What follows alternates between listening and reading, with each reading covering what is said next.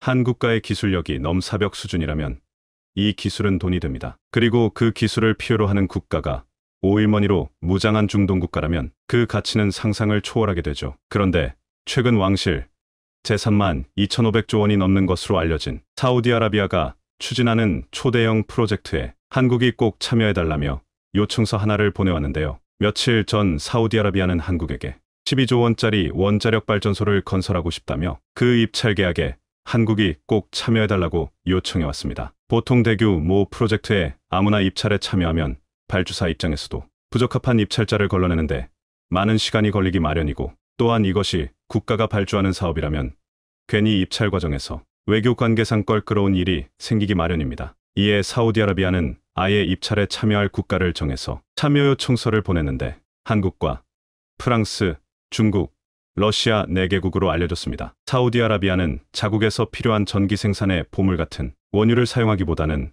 아예 가성비 높은 원자력 발전소를 건설해 충당하기로 했는데, 사우디 외곽 지역에 1.4W 원전 2기를 건설할 계획으로 알려졌는데요. 현재 경쟁국으로 떠오른 국가 중 러시아의 경우 우크라이나 사태로 국제적인 신뢰도가 하락한 상황에서 사우디가 국제적인 여론을 무시하고 러시아를 선택할 가능성은 낮아 보이고, 이제 프랑스와 중국이 남았는데 한국이 가진 원전 기술과 가격 경쟁력이 세계 최고 수준임을 감안했을 때 수주 가능성이 상당히 높은 상황입니다. 그런데 변수는 미국입니다. 사우디가 2018년 최초 원전 건설 의사를 타진할 때는 미국을 포함시켰으나 이번 입찰 참여 요청서는 발송하지 않은 것으로 알려졌고, 이 미국의 태도에 따라 한국이 수주할 가능성이 높습니다. 왜냐면 현재 한국이 보유한 수출 모델인 APR-1400은 미국의 원천 기술을 도입해 개발했기 때문에 미국이 원자력법 123조를 들어 수출을 규제한다면 한국은 아예 입찰도 할 수 없는 상황인데요. 미국이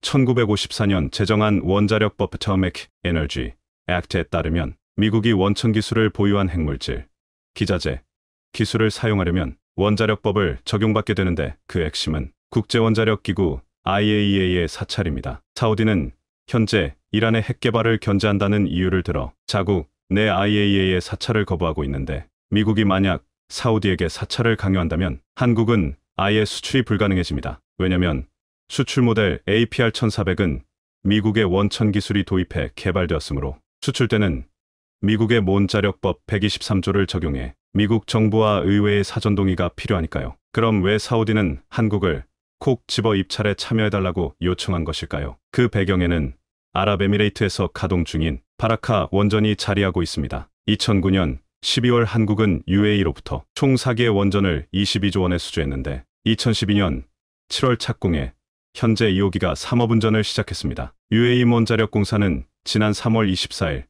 바라카 원전 2호기가 상업운전을 시작했다면서 탄소 배출 없는 1400메가와트 전력이 국가전력망에 추가됐다고 발표했는데요. 이로써 UAE에서는 1호기와 2호기가 전부 상업가동되면서 원전발 전량이 2800메가와트로 늘게 됐습니다. 현재 3호기는 2021년 건설 완료 후 운영허가 승인을 기다리고 있고, 4호기는 올해 말 고온 기능 시험을 거친 후 절차에 따라 상임 운전을 시작하게 됩니다. 그리고 이 성공을 옆에서 지켜본 사우디는 군침을 흘리기 충분한 상황이죠. 한편 한국은 현재 APR-14만이라는 원전 수출 모델을 보유하고 있습니다. 이 모델은 한국의 주력 원전 모델인 OPR-1000을 개량한 것으로 1992년 12월부터 개발이 시작됐습니다. 미국의 컨버스천 엔지니어링연 웨스팅하우스로부터 이 모델은 2006년 8월 신고리 3, 4호기에 처음 적용된 후 신고리 5, 6호기, 신한물 34호기까지 총 8기에 적용되었습니다. 그러다 2012년 한국이 원자로 냉각 펌프 등 기술력을 추가로 확보하면서 기술 자립에 성공했고, 이제 미국 도움 없이 독자적인 원전 건설이 가능해졌습니다. 다만 원천 기술이 미국에 있어 수출하려면 미국 법에 적용을 받는 것입니다. 원자력 발전소는 확실한 성능을 보장하지만 체르노빌이나 후쿠시마 사건에서 알 수 있듯이 안전성이 확보되지 않으면 무용지물입니다. 오히려 지구의 악과 같은 존재가 되죠. 그런 의미에서 보자면 APR-1400은 만전성이 최고의 무기로 꼽힙니다. 왜 그런 것일까요? 사실 UAE의 바라카 원전을 수주한 2009년 12월 27일은 한국에게 있어서 기념비적인 날입니다. 7개월간의 수주전 끝에 세계 최고 원전 강국으로 꼽히는 프랑스와 미국을 누르고 APR-1400으로 원전을 수주했으니까요. 1950년대부터 한국은 원자력 발전의 뜻을 두고 지속적으로 개발해 왔는데 기술 자립이 이루어지지 않아 한국 최초의 원전 역시 미국으로부터 도입해 운명했습니다. 1980년대부터 원자력을 주발전 에너지원으로 채택한 한국은 우선 기자재 국산화를 추진했고 명광 3, 4호기를 모태로 한국 표준형 원전 OPR-1000을 개발했고 동시에 안전성을 크게 증가시킨 APR-1400 개발을 시작했습니다. 1992년 국가선도기술개발사업 G7 프로젝트로 선정된 후 2001년까지 개발 인력 2,300명, 2,340억 원의 연구비를 투입했습니다. 이렇게 개발된 원전은 안전성 심사를 거쳐 2002년 5월 표준 설계 인가를 획득한 후 2017년부터 본격적으로 해외 인증을 시작했죠. 2017년 11월 유럽사업자협회는 이 모델의 유럽사업자여권을 인증해줬고 2019년 8월에는 미국 원자력 규제위원회로부터 설계 인증 디자인 Certification DC를 취득했습니다. 설계 인증이란 규제기관으로부터 사전에 안전성을 인증받는 것으로 미국이 APR-1400에 대한 안전성을 보증한 것입니다. 국제적으로 안전성이 공인된 것이죠. 그런데 정부의 친환경 에너지로의 전환 정책으로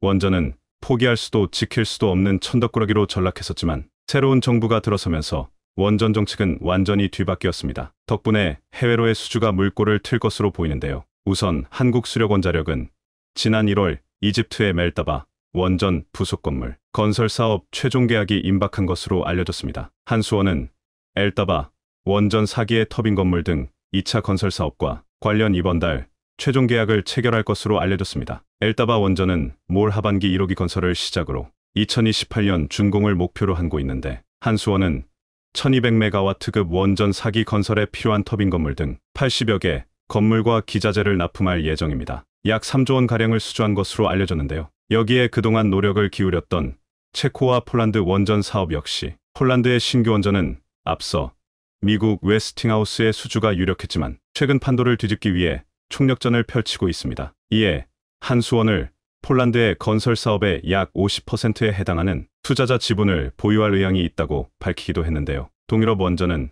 자금 조달 능력이 수주의 성패를 가르는데 새 정부의 원전 대책으로 볼 때 자금 조달 능력이 대폭 강화될 수 있다는 예측이 나옵니다. 12조 원짜리 사우디의 원전은 미국의 입장이 가장 큰 영향을 미칠 것으로 보입니다. 긍정적인 것은 한국과 미국 정상은 지난달 중국과 러시아로부터 세계 원전 시장을 되찾기 위한 신기술 개발과 수출 시장 공동 진출을 합의한 상황입니다. 미국이 이 합의를 기초로 규제를 완화하고 한국에게 길을 열어준다면 한국이 가장 유리한 고지를 점하게 되는 것은 기정사실입니다. 여기에 새로운 정부가 들어서며 원전 최강국 도약을 110개 국정과제 중 세 번째로 선정할 만큼 의욕이 높은 상황인데 이러한 국내 정치 및 외교가 톱니바퀴처럼 맞아떨어져 지난 몇 년간 전 세계 제조업의 방향성은 인건비와 세금이 저렴하고 환경 규제가 거의 없는 개발도상국의 공장을 지어 제품의 원가를 낮춘 뒤 마진을 높이는 경영 전략을 채택해왔습니다. 그 결과 삼성과 애플의 스마트폰 공장은 베트남과 중국 등지로 퍼져나갔으며 스마트폰에 부품을 공급하는 협력 업체들도 삼성과 애플을 따라서 개발도상국으로 이전하게 되었는데요. 그런데 이런 흐름이 최근 들어서 급변하고 있습니다.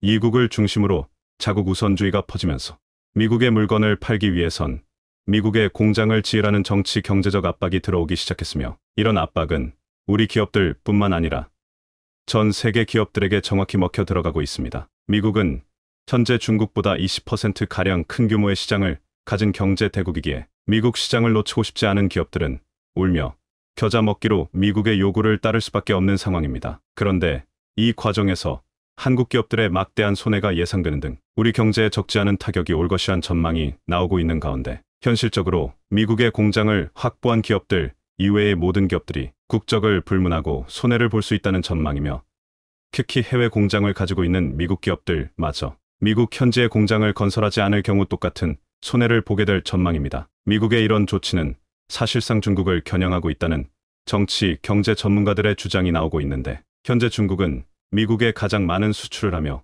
가장 많은 무역 흑자를 거두고 있는 국가이기 때문입니다. 이런 기조는 지난 20년 이상 이어져 왔기에 현재 중국을 군사 경제 대국으로 만들어준 곳은 다름 아닌 미국이라는 비판이 나오고 있는데요. 이국은 이런 중국을 견제하기 위해 각종 첨단 산업에서 사용되는 중국산 원재료와 가공품을 원천 차단한다는 입장입니다. 대표적으로 전기차 배터리에 필요한 원재료의 상당수는 중국이 시장 주도권을 쥐고 있습니다. 이로 인해 전 세계의 친환경 정책 속에 중국이 가장 큰 이익을 얻게 되는 아이러니한 상황이 나오고 있으며, 우리 기업들도 중국산 원재료에 대한 의존도가 상당히 높기에 미국의 이번 정책에 큰 타격을 받을 것이란 전망이 지배적이었지만, 한국은 역사적으로 위기를 기회로 만드는 능력이 뛰어나 이번 위기도 헤쳐나가는 것은 물론 오히려 새로운 도약의 기회로 삼으며 글로벌 자원시장에서 독점적인 위치로 올라선다는 소식을 자세히 알아보겠습니다. 지난 8월 미국의 중간선거를 앞두고 바이든 행정부는 다급하게 인플레이션 감축법 IRA 법안을 제정하면서 국내 자동차 업체로는 현대기아의 전기차가 가장 큰 타격을 받을 것으로 예상되었습니다. 현대기아 전기차는 대부분 한국에서 생산되어 미국으로 수출되고 있으며, 다른 일본이나 유럽산 전기차는 현재 미국 시장에서 존재감이 없는 것과 비교해 한국의 전기차는 테슬라에 이어서 미국 시장 점유율 2위를 기록하고 있습니다. 다른 어떤 전기차보다 빠르게 성장하면서 시장을 장악해가고 있었기에 이번 IRA 법안은 더욱 타격이 클 것으로 예상되었지만, 지난 11월 미국 중간선거 이후 IRA 법안이 조금씩 완화되는 움직임이 포착되고 있습니다. 우선 올해 안으로 시행이 예정된 일정이 내년 3월으로 전면 연기되었고, 여기에 현대차에겐 전기차 리스 분야에서 보조금을 100% 지급한다는 조항을 포함시켜 국내 전기차 업계가 IRA 걱정을 한숨 덜었다는 평가가 나오고 있습니다. 미국 자동차 시장에서 리스 비율은 40%에 육박하며, 전기차를 리스로 구매할 때 친환경 보조금을 100% 받는다면 현재 40%의 리스 비율이 훨씬 더 늘어날 가능성이 있습니다. 이렇게 절반가량의 걱정을 덜은 한국의 전기차 업계는 미국의 IRA에 대응하기 위한 원자재를 공격적으로 확보하고 있습니다. 현재 국내 배터리 업체인 LG 에너지 솔루션과 포스코 등 많은 기업들이 미국, 호주, 캐나다부터 칠레, 아르헨티나까지 배터리에 필수적으로 필요한 원자재 공급망을 확보하고 있습니다. 호주에서는 5년간 5만 톤 이상의 수산화 리튬을 공급받는다는 계약을 했고, 캐나다에서는 31개 핵심 광물에 대한 양해각서 MOU를 체결했습니다. 이어서 포스코에선 아르헨티나의 리튬 호수에 대한 소유권과 개발 권한을 확보해 연간 12만 톤이 넘는 수산화 리튬을 생산할 수 있게 되었습니다. 포스코 측에 따르면 해당 염호엔 1,500만 톤 가량의 리튬이 매장되어 있는 것으로 확인되었으며, 전기차 배터리 4억 개 가량을 생산할 수 있는 분량입니다. 얼마 전 리튬 공장 준공식을 마친 아르헨티나 옴브레 무에르토 호수엔 염분과 불순물로 다른 생물이 살 수 없지만 상당량의 리튬이 함유되어 있습니다. 한국식 염전의 방식으로 호수물을 끌어와 증발시키면 기존 호수물보다 4배터부터 5배 가량 농축된 고농도의 리튬 용액이 만들어지고, 여기에 포함된 나트륨, 칼슘 등 불순물을 제거하여 전기차 배터리에 사용할 수 있도록 가공하는 과정을 거칩니다. 현재까지 확인된 매장량 규모로 봤을 때 한국에서 사용되는 배터리와 수출하는 배터리를 합쳐 100년 이상 사용할 수 있는 리튬이 존재하며, 2030년 한국의 리튬 생산 규모는 세계 1위까지도 노려볼 만하다는 소식입니다. 특히 미국의 IRA로 배터리 소재의 탈중국 현상이 가속화되어 중국은 매장량이 많아도 이를 주문하는 업체가 없게 되어 더 이상 원자재를 생산하지 못할 가능성이 큽니다. 게다가 포스코의 리튬 호수엔 아직까지 탐사가 안 된 부분에서 채산성이 있는 리튬 매장지가 계속 확인되고 있기에 앞으로 이곳에 묻힌 리튬 매장량은 되늘어날 것으로 보입니다. 그런데 여기에 한 가지 문제가 있습니다. 아르헨티나는 미국과 FTA를 맺지 않고 있어 배터리 보조금 지급 대상 국가에 해당하지 않습니다. 물론 한국이 확보한 호주와 칠레의 리튬 광산의 경우는 미국과 FTA를 맺고 있어 보조금 지급은 물론 IRA 기준을 충족하지만 아르헨티나보다 채산성과 생산량이 부족하며 현재 정부에 납부해야 하는 로열티나 세금도 비교적 높은 것으로 알려졌습니다. 아르헨티나의 경우 포스코 측에서 리튬을 생산해 수출하게 되면 3%의 로열티를 지불해야 하지만 칠레는 20% 수준의 로열티를 지불해야 하기에 매장량과 채산성 그리고 수익성 측면에서도 아르헨티나의 리튬 호수를 활용해야 합니다. 그런데 때마침 미국과 아르헨티나는 현재 FTA 관련 협상 중이고 세부 내용을 조율 중이라고 알려져 관세 문제가 해결될 조짐이 보이고 있습니다. FTA 관련 협상은 여러 경제적인 이해관계가 달려있기에 체결까지 시간이 굉장히 오래 걸리며 체결 여부도 불투명합니다. 그런데 미국과 아르헨티나가 FTA를 맺지 않아도 한국이 전기차 배터리 보조금을 확보할 수 있는 방법이 등장했습니다. 현재 아르헨티나에서 생산된 리튬의 원재료를 한국으로 수입하여 수산화 리튬으로 가공하고 배터리 업체에 납품하면 IRA의 생산 조건을 만족하게 됩니다. IRA 배터리 관련해서는 배터리를 구성하는 핵심 광물의 40% 이상을 미국 또는 미국과 자유무역협정 FTA를 맺은 국가에서 채굴 및 가공을 해야 보조금을 지급한다는 것으로 한국은 미국과 FTA를 맺고 있기에 이런 조건을 만족하는 것입니다. 무엇보다 아르헨티나는 미국과 정치 경제적으로 분쟁이 없기에 이런 전략이 가능합니다. 중국의 경우는 IRA 관련 법상 중국산 원재료를 원천적으로 금지하고 있어 중국 원재료를 수입해 한국에서 가공한 뒤 미국에 수출하는 방법이 통하지 않습니다. 여기에 오래전부터 한국은 아르헨티나를 포함한 남미 4개국과 FTA를 추진하고 있었지만 코로나 상황 이후 협상이 중단된 바 있습니다. FTA 협상을 지난해부터 재개하는 가운데 남미 4개국, 그 중에서도 아르헨티나와 FTA가 체결되면 우리가 현지에서 확보한 리튬과 같은 천연자원을 한국으로 수출한 뒤 한국에서 가공하여 배터리의 원료로 사용할 수 있게 됩니다. 물론 아르헨티나와 FTA가 체결되지 않더라도 미국의 보조금 100%를 받을 수는 있지만 FTA가 없다면 한국으로 리튬을 수입하는 과정에서 관세가 발생해 원가 상승의 요인이 있습니다. 한국이 어려운 상황 속에서 해답을 찾아내는 것은 물론 오히려 자원 분국으로 가게 될 길이 열리자 미국과 중국은 크게 당황하고 있습니다. 현재 미국에 진출한 한국의 배터리 3사는 2030년이 되기 전에 미국 내 배터리 시장 점유율 75%를 달성하게 될 전망입니다. 현재 미국에 진출한 배터리 기업들 중에서 미국 기업은 단 한 곳도 없으며 한국이 독과점하고 있습니다. 유럽의 배터리 기업들도 미국 시장 진출을 원하고 있지만 아직 배터리 제조 기술력이 부족해 고객사 확보가 되지 않아서 자국 기업에 보조금을 주는 유럽에서만 공장을 건설 중인 상황입니다. 결과적으로 미국은 IRA를 통해 중국을 견제하고 미국 시장을 점령한 한국의 배터리 기업들에게 추가적인 세금을 거두려는 속셈이었지만 한국 기업들이 까다로운 IRA 요건을 충족시킬 방법을 찾아내 미국은 한국의 배터리 업체들에게 한 개당 수백만 원에 달하는 보조금을 지급하게 되었습니다. 중국에서도 비상이 걸렸습니다. 현재 글로벌 1위 배터리 기업은 중국의 CATL이지만 이들의 매출은 대부분 중국 내 물량에 한정되어 있습니다. 여기에 미국의 IRA와 유럽의 원자재법으로 글로벌 자동차 제조사들이 중국제 배터리 탑재를 회피하고 있습니다. 이에 CATL을 비롯한 중국의 배터리 업체들은 더 이상 중국에서만 생산하지 않고 다른 글로벌 배터리 기업들처럼 미국과 유럽 지역의 신규 공장을 건설하기 위한 검토에 나섰지만 중국 당국에서 미중 갈등을 원인으로 중국 배터리 기업의 미국 신규 공장 건설을 허가하지 않고 있습니다. 중국 측의 자존심이 걸린 일이긴 하지만 이런 조치는 중국 배터리 기업에겐 굉장한 손해가 됩니다. 지금 당장은 중국에서 쏟아져 나오는 배터리로 점유율 1위를 하고 있지만 당장 2025년만 해도 한국의 배터리 공장이 미국과 유럽에서 완공되기 시작하면서 IRA와 원자재법을 무기로 현지 배터리 시장을 장악해 나갈 것이 불보듯 뻔하기 때문입니다. 결과적으로 미중 갈등으로 인해 자신들이 1위하던 배터리 분야를 눈뜨고 한국에게 빼앗기게 생긴 상황입니다. 여기에 한국 기업들은 현지에서도 민심을 크게 얻고 있습니다. 특히 경제적으로 어려운 아르헨티나에 조단위 투자를 통해 막대한 일자리 창출과 경제 활성화를 동시에 하고 있습니다. 이런 민간 교류로 한국의 이미지와 국격이 상승한다면 현재도 도입 논의가 나온 FA50, 경공격기와 이 밖에 한국산 방산장 등 다양한 교류가 추가적으로 생길 가능성이 높아집니다. 일본 총리가 한국에 무릎을 꿇는 사상 초유의 사태가 일어나면서 일본 전역이 발칵 뒤집혔습니다. 불과 며칠 전까지만 하더라도 너무나 충격적인 방법으로 한국을 도발해오던 일본. 그런데 며칠 만에 상황이 180도 바뀌어버렸습니다. 예상치 못한 중국의 폭탄 발표가 나오면서 일본이 국가 비상사태를 선포했고 일본이 믿고 있었던 미국마저 일본을 버리는 중대 결단을 내리자 일본은 이제 와서야 한국밖에 없다 라며 긴급 도움을 요청했습니다.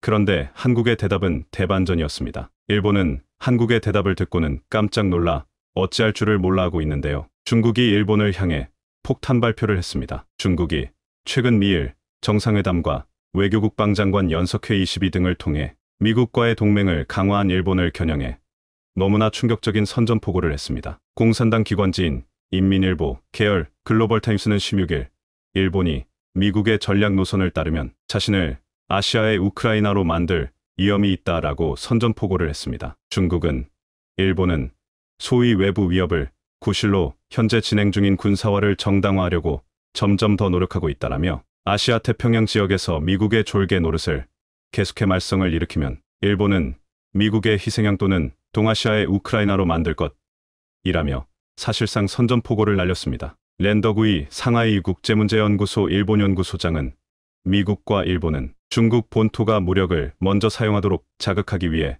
중국이 근 레드라인을 계속 밟을 것이라며 그들은 중국을 무력을 써야 하는 딜레마에 빠뜨린 뒤 중국 본토의 책임을 전가하고 전쟁을 일으킨 것에 대해 비난하길 원한다라고 전했는데요. 즉, 일본이 중국이 정한 레드라인을 넘었기 때문에 중국이 일본을 공격하는 것은 타당하다는 것입니다. 중국이 이렇게까지 수위가 높은 선전포고를 한 것은 너무나 이례적인데요. 최근 14억 중국 국민들 사이에서 일본에 대한 분위기도 심상치가 않습니다. 최근 일본 자위대의 극비문서가 공개되면서 14억 중국 국민들은 지금 당장 일본을 쑥대밭으로 만들어놔야 한다고 외치고 있는데요.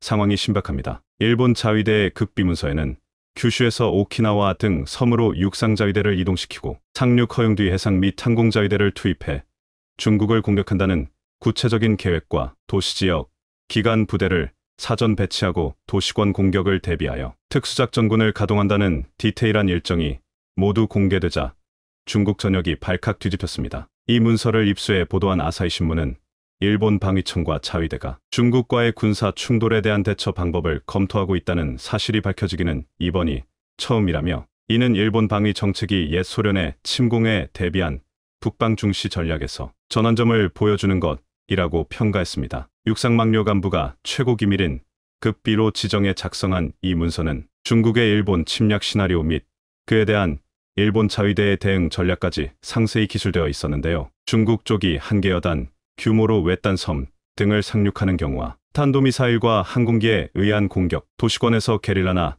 특수부대로 공격하는 상황도 상정했습니다. 이에 대해 자위대의 대처 방안으로는 규슈 주둔 육상자위대, 보병부대를 오키나와 등 도서지역으로 분산 배치하고 중국군 상륙시는 해상자위대와 항공자위대가 타격을 가한 뒤 최종적으로 육상자위대가 탈환에 나선다는 것입니다. 일본 자위대의 극비문서가 공개되자 중국이 결국 칼을 빼들었습니다. 중국의 일본 공격은 매우 정당하다며 전쟁의 가장 초기 단계 물밑 작업을 시작한 것입니다. 관련 전문가들은 21세기에 전쟁을 하는 순서는 지금 중국처럼 국제 여론을 통해 선제 공격을 정당화시키는 작업이다. 미리 정당화를 시켜놓지 않으면 러시아처럼 완전히 고립되는 강력한 제재를 받게 되기 때문이다. 전했습니다. 네, 그렇습니다. 이렇게 중국이 자신들의 일본에 대한 선제 공격을 정당화시킨 다음 곧바로 공격을 시작할 수 있다는 것인데요. 일본이 극도로 두려워하고 있는 이유는 바로 일본이 믿고 있었던 미국이 일본을 손절해버리는 충격적인 결단을 최근 내렸기 때문입니다. 그동안 일본은 A터부터 중국이 아무리 화가 나봤자 미국이 우리 뒤에 있는데 감히 총알 한 발이라도 쓸 수 있겠어?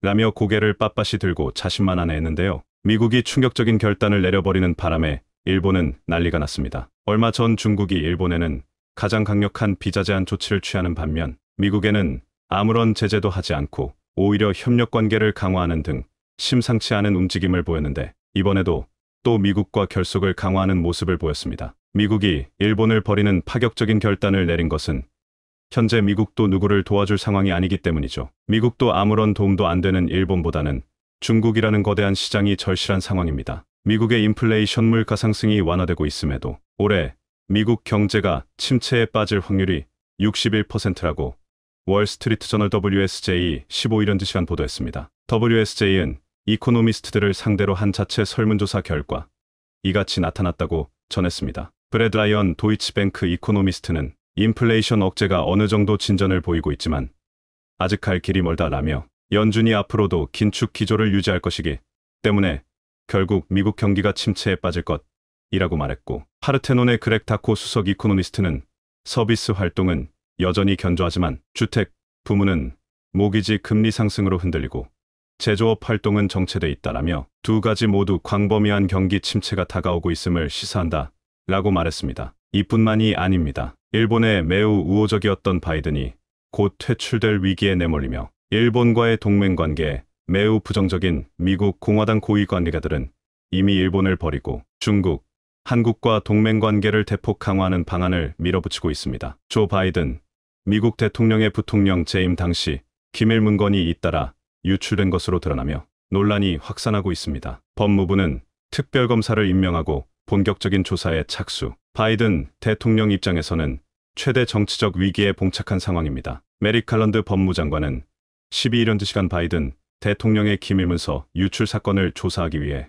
로버트 허 전 메릴랜드 주조 연방검찰청 검사장을 특별검사에 임명한다고 발표했습니다. 허 특검은 한국계로 트럼프 행정부 시절 법무부 수석 차관보를 거쳐 2018년 4월부터 2021년 2월까지 메릴랜드주 연방검찰청 검사장을 지낸 인사인데요. 앞서 중간선거 직전인 작년 11월 2일 바이든 대통령의 개인 사무실에서 기밀 문건이 발견된 사실이 지난 9일 뒤늦게 공개된 데 이어 바이든 대통령의 델라웨어 사저에서도 기밀 문건이 발견됐다는 사실이 잇따라 공개되면서 파문은 증폭됐습니다. 일부 언론 보도에 따르면 첫 번째로 발견된 10건의 문서 가운데는 이란, 우크라이나, 영국과 관련한 정보 보고가 포함됐습니다. 바이든 대통령의 차남 헌터는 바이든 대통령의 부통령 재직 시절 우크라이나 에너지 기업의 임원으로 영입된 바 있고, 이번에 유출된 기밀 문서에 이 사실이 증명되기라도 한다면 바이든의 정치 인생은 사실상 끝이나 마찬가지입니다. 이렇게 위기 상황 속 미국 경제까지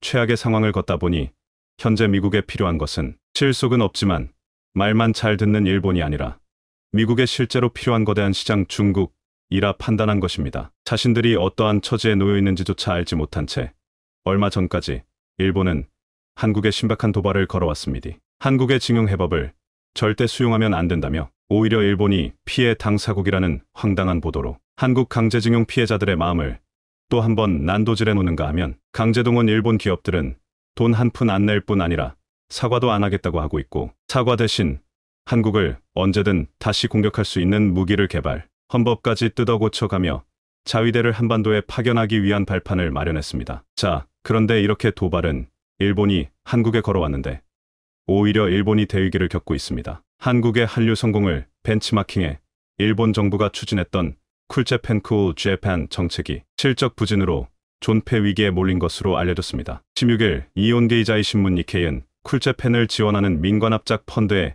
누적 적자 1066억 엔 1조 310억 원에 이른다며 쿨재팬 정책이 이렇다 할 성과를 내지 못하고 있으며 사실상 존폐 위기에 놓여 있다고 보도했습니다. 뿐만 아니라 현재 일본은 아무리 방위력 증강에 돈을 쏟아붓고 있어도 자위대 인력난이 심각해 60대가 최전방에 갈 상황에 놓였습니다. 60대 자위대가 80터부터 90대 일본인들을 방어하는 셈인 것이죠. 시사평론가 고가 시게아키 67은 아사히 신문 계열 시사주간지 축한조칸 아사히 1월 20일자 최신 호의 일본 대탈출 엑소더스 원년이라는 제목의 칼럼을 기고했는데요. 낮은 임금, 직장 내 갑질과 성희롱의 횡행, 비정규직 및 여성에 대한 차별, 연금 체계의 붕괴 우려, 애초부터 일본 경제의 내일은 없다고 생각하는 젊은이들. 그런데도 일본의 남아 고령자를 떠받치기 위해 열심히 일하는 것이 과연 현명한 것인가라며 일본에 남아있으면 너무 위험하다. 모두가 일본을 떠날 것이라는 충격적인 발표를 했습니다. 그의 예언은 맞아 떨어졌습니다. 전 세계가 일본을 버리기 시작했는데요.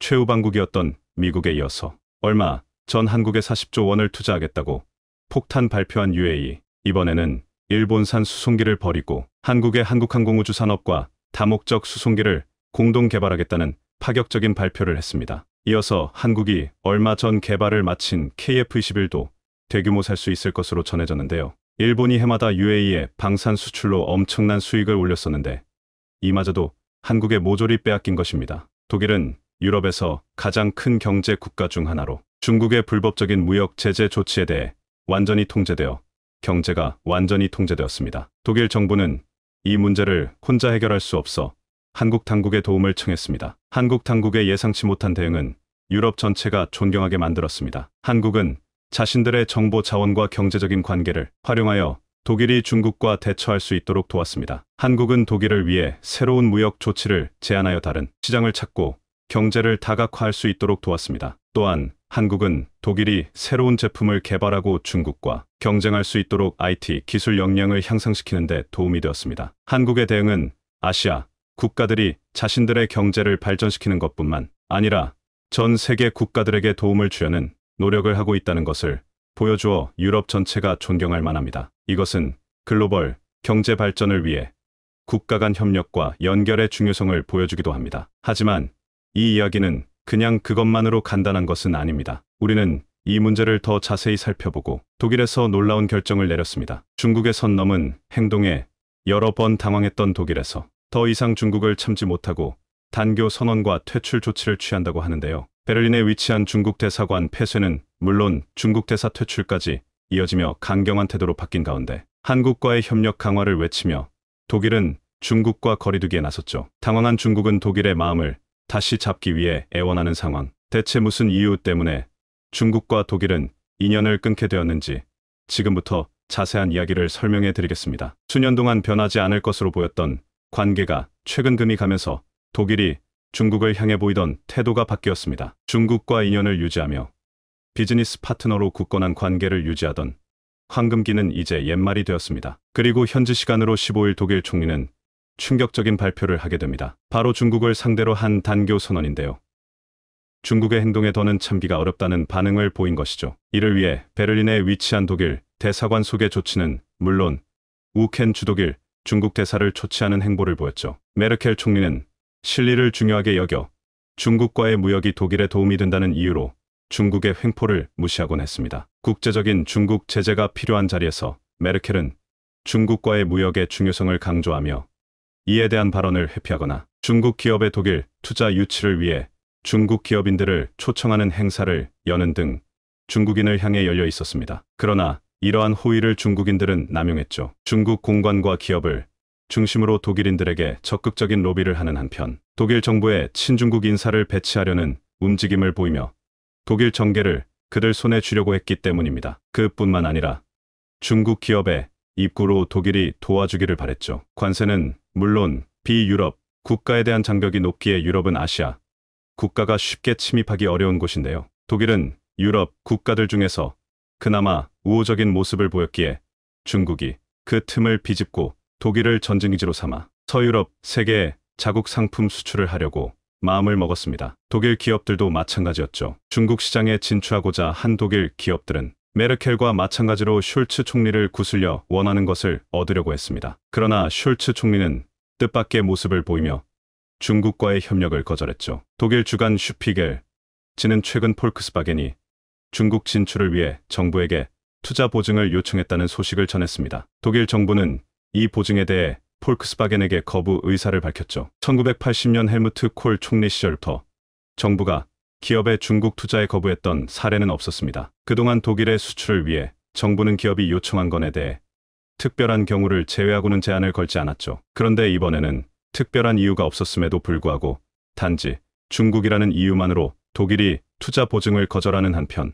폴크스바겐 외에 다른 독일 기업들이 중국 투자를 요청하는 요청서도 거절 의사를 표현하며 다른 모습을 보인 것입니다. 게다가 호주가 주관한 피치 블랙 훈련에 독일이 공군을 파견하면서 중국에서 큰 파장이 일었습니다. 현재 호주는 중국과 척을 진 국가로 대중국 동맹에 있어 핵심적인 역할을 하는 곳인데요. 이곳에 군사를 보낸 곳들은 중국과 거리를 둔 국가들이 대부분입니다. 특수한 예외를 제외하고는 군 병력을 보낼 이유가 없는데 독일은 그럼에도 불구하고 유로파이터 6대를 호주 훈련에 보내며 중국과 거리를 두겠다는 확실한 의사표현을 한 것이죠. 동시다발적으로 로베르트 아베크 독일 부총리 겸 경제장관은 로이터 통신과의 인터뷰를 통해 우리는 더 이상 중국에게 협박당하지 않겠다라고 선언하며 중국의 보호무역주의로 독일이 희생되는 것을 좌시하지 않겠다고 선언했습니다. 독일의 대중국 무역 수출 비중은 전체 무역 수출 비중에서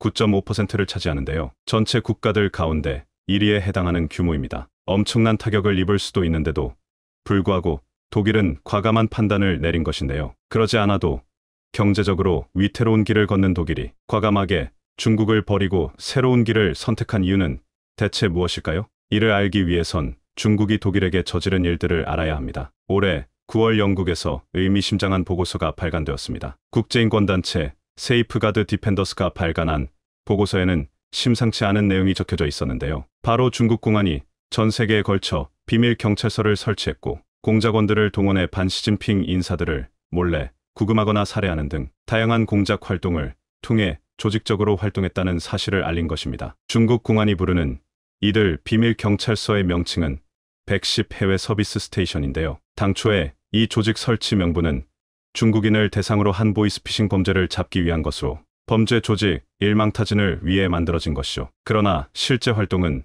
보이스피싱과는 관련이 없었죠. 중국 공산당 통일선전부 산하의 조직과 관련이 있는 비밀 경찰서는 중국 음식점, 편의점, 배달업체 등 다양한 모습으로 그 진짜 정체를 숨기고 공작 활동을 벌였습니다. 이들 보고서 발간해 중국은 사실을 일부 인정하며 작년 4월부터 올해 7월에 이르기까지 중국인 약 23만 명을 형사처벌을 위해 귀국하는 절차를 밟았다고 말하며 비밀 경찰서 운용과 운송 인원까지 공개했죠. 원칙적으로 스테이션은 수배자를 검거해 송환할 법적 권한도 없고 타국의 땅에서 수사 행위를 하는 것은 월권 행위입니다. 심지어 상대 국가의 어떠한 허가 요청도 하지 않고 벌인 일이었죠. 독일은 특히 110 스테이션의 주요 기지로 활용되었습니다. 중국 공작원을 겉에 내세우고 공작원들이 독일 주요 도시에서 버젓이 활동, 시진핑과 관련해 안 좋은 소리를 한 인물들을 몰래 구금하는 행동을 저지른 것입니다. 프랑크푸르트에 위치한 스테이션 기지는 독일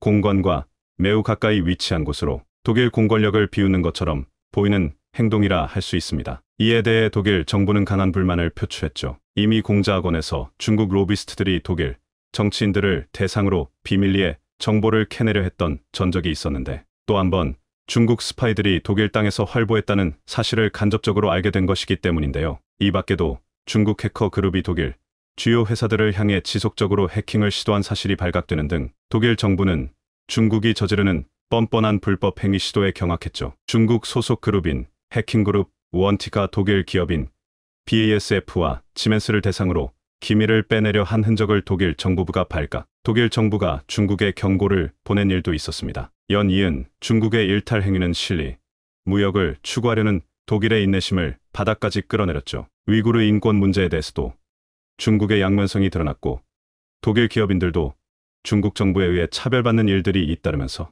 독일은 더는 중국을 감쌀 이유가 없어진 것입니다. 특히나 점점 중국 수출에 의존적인 형태의 독일 내부에서는 자성의 목소리가 점점 커지고 있었습니다. 프랑크푸르트에서 열린 회의에 참석한 도이치뱅크 크리스천 봉제 최고 경영자는 이 사실을 주목해야 한다고 역설했죠. 독일이 러시아에 천연가스를 지나치게 의존한 결과 에너지 위기를 맞은 것처럼 현재 독일은 중국 수출에 의존하면서 자립할 힘을 잃고 있다고 주장했습니다. 숄츠 총리도 이 주장에 동의하며 탈중국을 선언, 단교 조치까지 취하며 강경한 자세로 돌변한 것이죠. 진리로 포장하기에는 한참 선을 넘은 중국을 독일은 인내할 수 없었던 것입니다. 군사적으로도 중국에 대응할 준비를 진행 중인데요.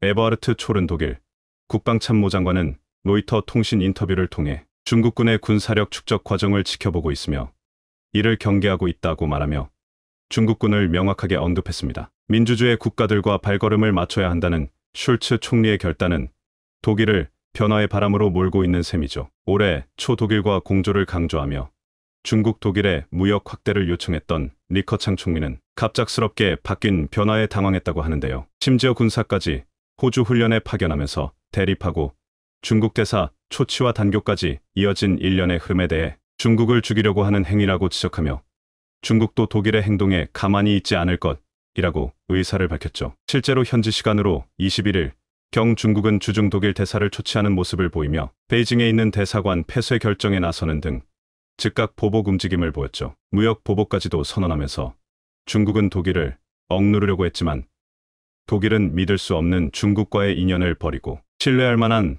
파트너인 한국과 더욱 가까워지고 있습니다. 특히 태양광 산업에 의존하며 친환경 에너지 영역에 있어서 중국의 뜻대로 끌려가던 독일은 원전으로 방향을 틀면서 원전 기술을 가진 한국에게 도움을 요청하고 있는데요. 당연히 독일의 요청에 한국은 도움을 주며 원전 수출까지 내다보는 가운데 중국은 강경하게 나오는 독일의 태도에 제대로 반응을 하지 못하는 상황. 현재 미국의 금리 인상으로 신흥국들에 몰렸던 자본들이